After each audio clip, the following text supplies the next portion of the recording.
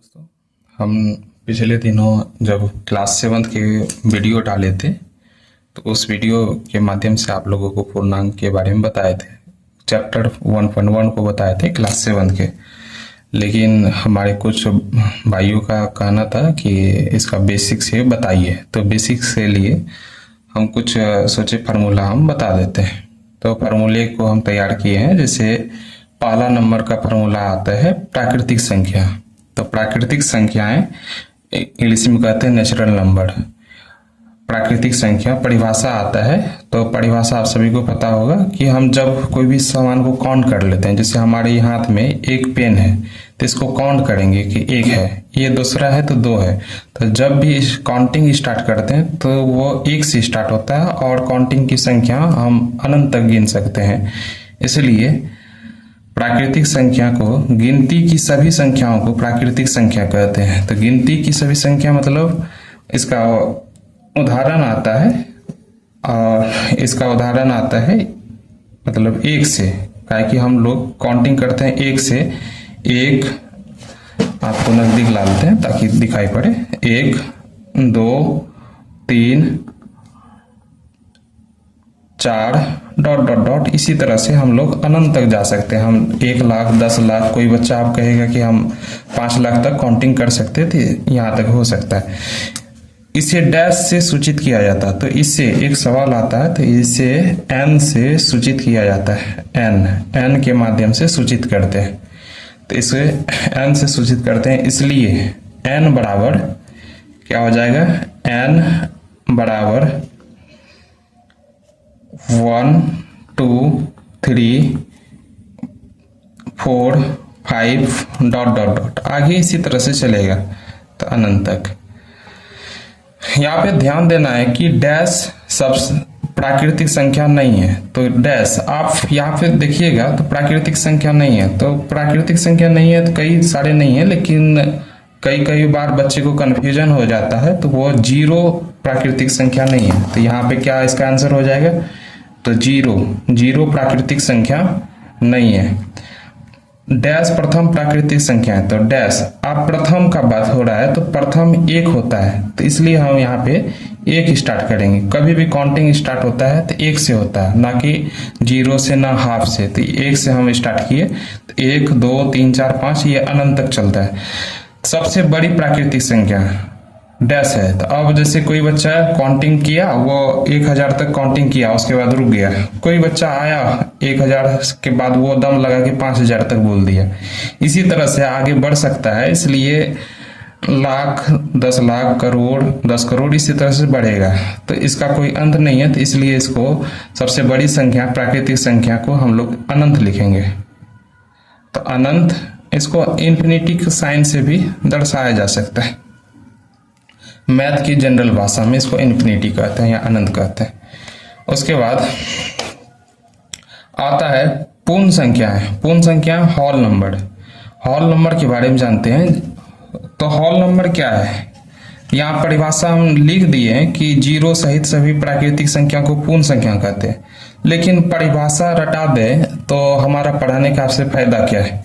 आप समझिए कि आपके पास कुछ पेंसिल है, कुछ बैग है, कुछ कॉइन्स है, कुछ रुपया है, तो उसको आप काउंटिंग कर लेते हैं 1, 2, 3, 4, 5 इस तरह से।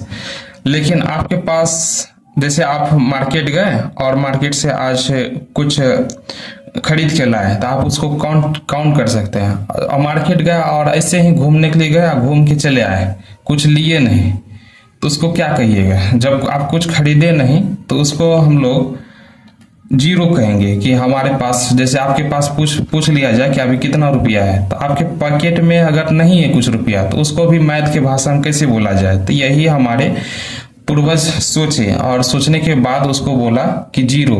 तो इसलिए कुछ भी नहीं है, तो मैथ में उस कुछ भी नहीं को बोला जाता है जीरो। तो जीरो सहित सभी प्राकृतिक संख्याओं को पूर्ण संख्या कहते हैं।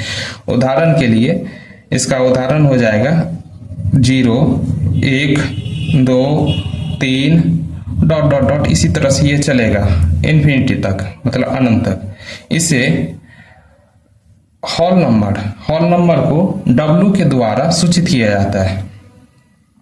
W के से सूचित किया जाता है, इसलिए W बराबर हो जाएगा, W बराबर 0 1 2 3 डॉट डॉट डॉट। कभी कभी एग्जाम में आपको शॉर्ट में अगर लिखना हो तो इस तरह से लिख सकते हैं कि W बराबर 1 2 3 4 है, क्योंकि इस शब्द को ही हमारे मैथमेटिशियंस सिर्फ सिंगल लेटर को लेके लिखे थे।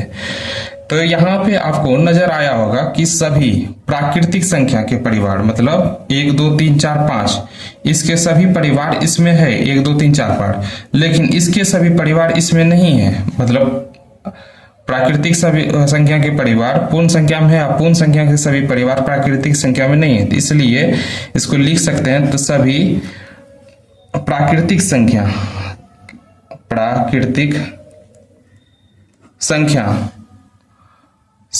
पूर्ण संख्या होती है, लेकिन सभी डैश संख्या डैश नहीं होते। तो सभी पूर्ण संख्या प्राकृतिक संख्या नहीं होती है, क्यों नहीं होती? इसमें जीरो आता है, इसमें जीरो शामिल नहीं होता है। तो यहाँ पे हमने बताया भी है जीरो प्राकृतिक संख्या नहीं है। इस कंफ्यूजन के लिए, ये जब आप क्लास 9th में जाइएगा तो इस परिभाषा को बताया जाता है। इसलिए मतलब इसको जो है कि जैसे इसको W से सूचित किया जाता है, तो W, तो हम यहाँ पे लिख सकते हैं, एक परिभाषा आता है, मतलब सभी जो है कि नेचुरल नंबर n बराबर होल नंबर हो सकता है। तो n बराबर 1 2 3 4 डॉट डॉट होगा, लेकिन यहाँ पे जो है कि W बराबर 0 1 2 3 4 इस तरह से चलेगा कहानी, इस तरह से लिख सकते हैं आप। ये क्लास 9th में पूछा जाता है। अब चलते हैं, इसका सभी परिवार इसमें आता है, लेकिन इसका रिवर्स नहीं होता है। अब चलते हैं पूर्णांक संख्या के बारे में। पूर्णांक संख्या मतलब इंटीजर को पूर्णांक कहते हैं। पूर्णांक संख्या सभी धनात्मक पॉजिटिव संख्या तथा ऋणात्मक नेगेटिव संख्या और शून्य के समूह को पूर्णांक संख्या कहते हैं। इसे I अथवा Z से सूचित किया जाता है, पूर्णांक संख्या सभी धनात्मक मतलब पॉजिटिव, ऋणात्मक नेगेटिव संख्या और शून्य के समूह को पूर्णांक संख्या कहते हैं। इसे I अथवा Z से सूचित किया जाता है, इसलिए I या Z बराबर, इधर आएंगे तो कहीं न कहीं जीरो आएगा, जीरो के बाद अगर आप कुछ रुपया है तो 1 2 3 4 इसी तरह से चलेगा।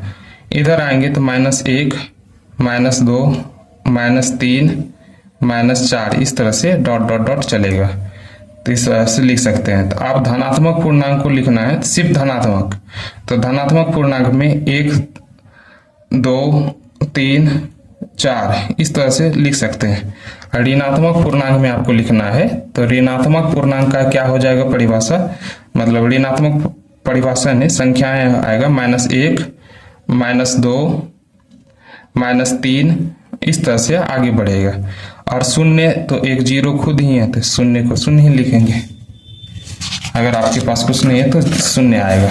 तो अब आगे चलते हैं, इसको समझने के लिए इसको संख्या रेखा पे समझते हैं। सभी पूर्णांक संख्या पूर्ण संख्या होती है, लेकिन सभी पूर्ण संख्या पूर्णांक संख्या नहीं होती। वही बात है कि सभी, इसको कैसे लिखेंगे, होल नंबर बराबर 0 1 2 3 इन्फिनिटी तक जाता था, ये हम देख चुके थे। और इसको पूर्णांक संख्या को बोलते थे इंटीजर या जेड से सूचित कर देते।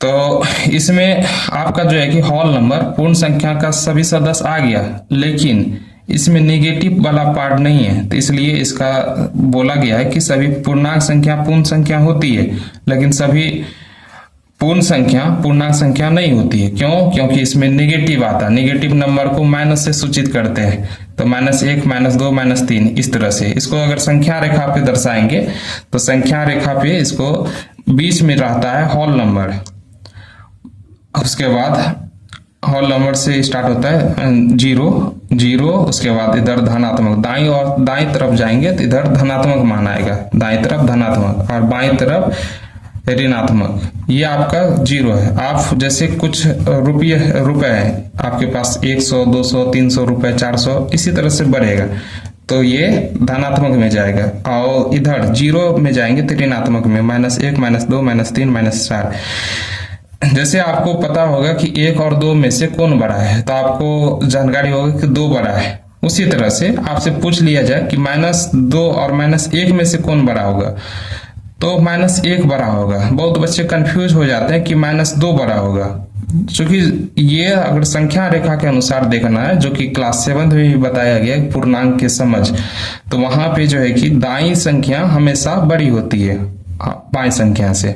जैसे आपके पास 1 रुपया कर्ज में है और किसी के पास 1 भी रुपया कर्ज नहीं है, मतलब उसके पास जीरो है, तो आप टेंशन में है ना, आपको 1 रुपया चुकाना पड़ेगा, इसको टेंशन नहीं है। तो ये इसलिए पूर्णांक की तुलना संख्या रेखा पर दाईं ओर चलने पर संख्या का मान बढ़ता है। वही जो बताए थे कि दाईं ओर चलेंगे संख्या का मान बढ़ेगा और बाईं ओर चलने पर संख्या का मान घटता है।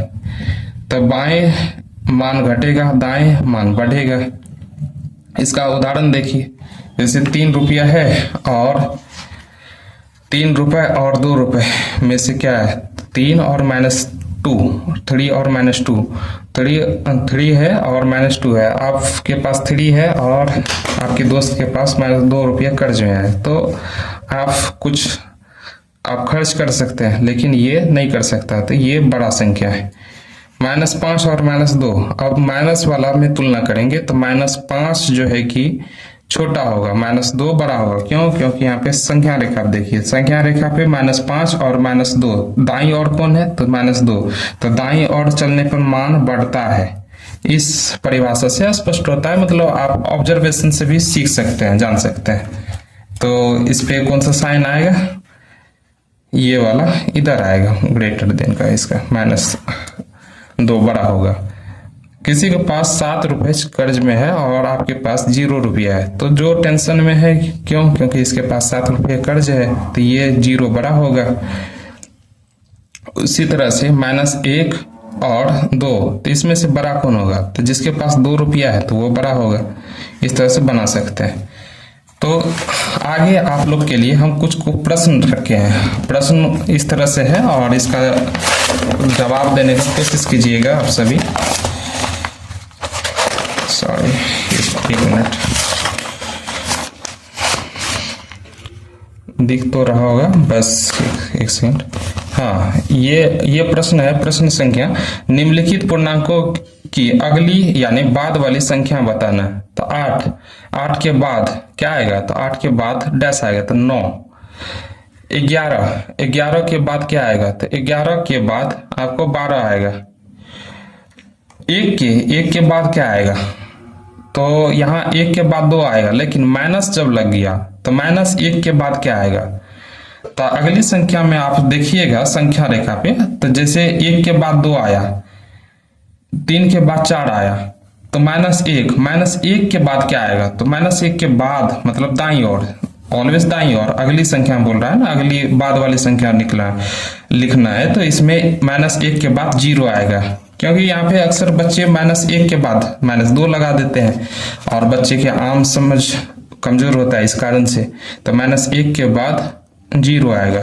उसी तरह से -10 के बाद क्या आएगी, तो -10 के बाद वाली संख्या 1 जोड़ते हैं, जैसे 8 में 1 जोड़े 9 आया, 11 में 1 जोड़े 12 आया, तो -1 में 1 रुपया कर्ज था, 1 रुपया आप जोड़ दिए तो 0 हो गया। -10 था, 1 रुपया जोड़िएगा तो -9 आएगा।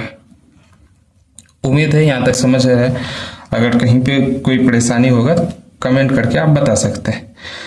निम्नलिखित में से कौन बड़ी पूर्णांक है या बराबर, तो ये चिन्ह का इस्तेमाल करके आपको बताना है। -5 या 0, तो -5 या 0, तो इसमें से कौन सी संख्या बड़ी है या फिर कौन सा साइन आएगा, तो कोशिश करते हैं इसको बनाने का।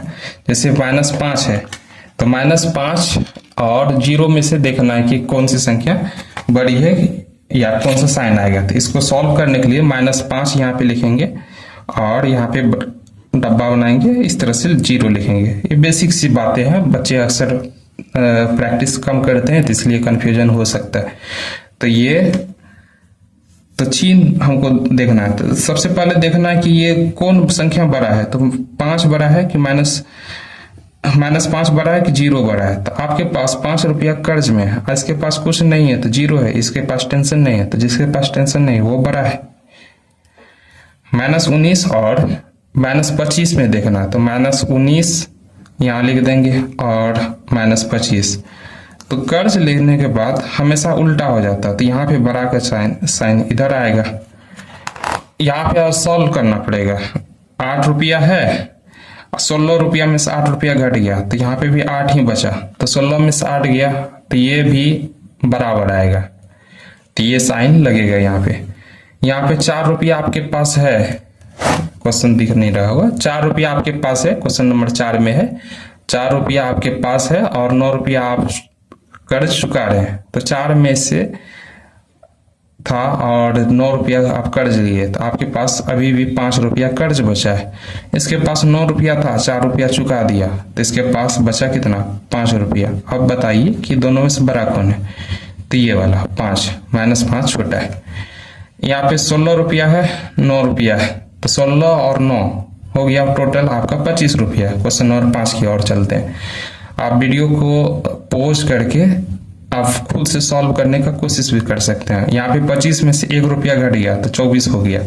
तो डब्बा बनाएंगे और यहाँ पे चिन्ह लिखेंगे कि कौन सा चिन्ह आएगा। तो 24 और 25 में से बड़ा कौन है, 25। तो ये वाला चिन्ह आएगा। निम्नलिखित पूर्णांकों में से पूर्ववर्ती यानी पहले की संख्या ज्ञात करना है। तो पूर्ववर्ती पहले की संख्या, जैसे आपके पास 10 रुपया था तो 10 आप 10 तक काउंटिंग किए। तो 10 से काउंटिंग करने से पहले आप किसको काउंटिंग किए होंगे, 9 को। 9 से पहले 8 को। उसी तरह से आपको सॉल्व करना है। तो हम क्वेश्चन नंबर 4 पहले देखते हैं। तो जैसे हम 4 नंबर में दिया है 20 रुपया, तो 20 से पहले आपके पास क्या होगा, 19। तो 19 हम यहाँ पे लिखेंगे। उसी तरह से 100 के पहले क्या होगा, तो 1 घटा देंगे। जैसे 15 से पहले क्या होगा, क्वेश्चन नंबर 3 में 15 से पहले, तो 15 से पहले आपका 14 होगा। यहाँ पे पूर्ववर्ती संख्या बोला है, पहले की संख्या। तो यहाँ पे बहुत सारे बच्चे फंस जाते होंगे कि -4 से पहले क्या होगा। तो -4 से पहले आप क्वेश्चन वीडियो पॉज करके देख सकते हैं और आंसर लिख सकते हैं। तो -4 से पहले तो 4 रुपया आपके पास अभी कर्ज में है, उससे पहले तो -5 रुपया होगा। क्यों, क्योंकि यहाँ पे संख्या रेखा पे देखिए -4 पहले बोल रहा है। तो -4 से पहले आएंगे तो -5 आएगा। उसी तरह से -10 से पहले तो -11 आएगा। 100 से पहले, तो 100 से पहले हमको जाना है 99। यहाँ पे पूर्णांक का ही बात हो रहा है, दशमलव का नहीं। कई सारे व्यक्ति बोलेंगे कि आप इससे 20 से पहले 19.9999 हो सकता है, लेकिन पूर्णांक को हम लोग दशमलव में नहीं लिख सकते हैं, इसलिए नहीं होगा। तो यहाँ पे पूर्णांक की बात हो रहा है, इस बात का ध्यान दीजिएगा। -99 से पहले, तो -99 जब भी कर्ज था तो 1 घटा देते थे। तो -99 में 1 घटाइएगा तो -100। यहाँ तक हुआ। आगे के वीडियो के लिए हम यही अपलोड करते हैं, उसके बाद आगे क्लास नोट्स को आगे कंटिन्यू रखेंगे। पहले इसको आप बताइएगा, इसको रिवीजन कीजिएगा, उसके बाद कुछ क्वेश्चंस है यहाँ पे, इसको सॉल्व करने की कोशिश कीजिएगा आगे। तब नेक्स्ट क्लास में डिस्कस करेंगे। धन्यवाद।